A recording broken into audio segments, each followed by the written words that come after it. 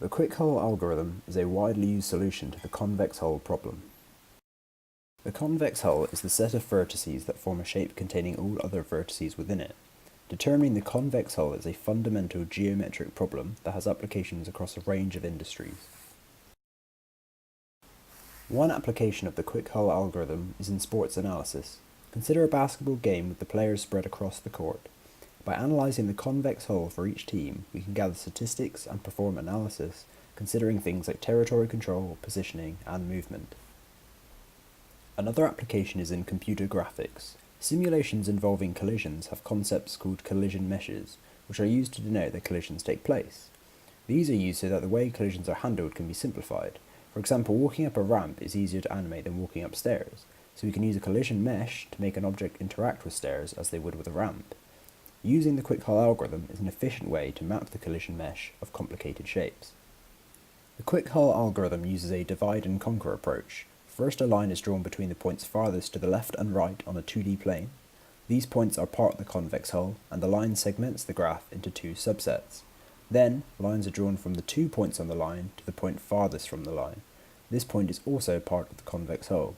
The points inside the shape formed cannot be part of the convex hull, so we can ignore them. We repeat this process until all nodes are either part of the convex hull or contained inside of it. The Quickhull algorithm has complexity of n squared at worst and n log n at best. The worst case occurs when all vertices are part of the convex hull.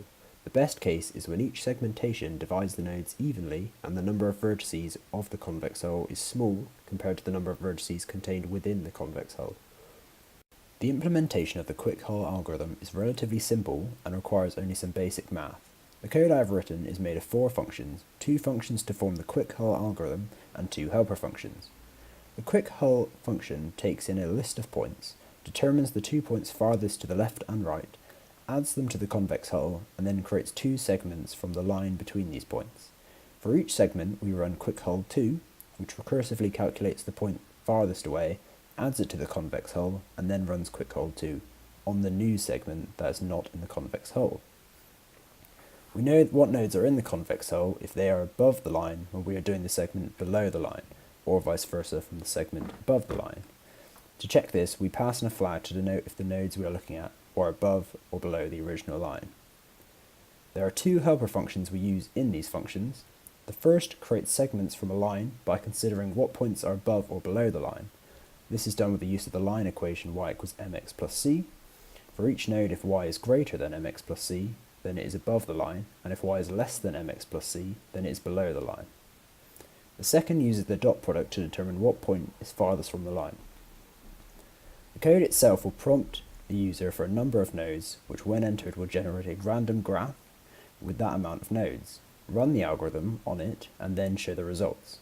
If I run it with 20 nodes, you can see the red vertices from the convex hull, while the blue vertices are inside the boundaries of the convex hull. The Quickhull algorithm is important because its simplicity and speed make it one of the most widely used algorithms today. Its low complexity and the nature of being well documented and well understood means that it is often the go-to convex hull solution for many developers.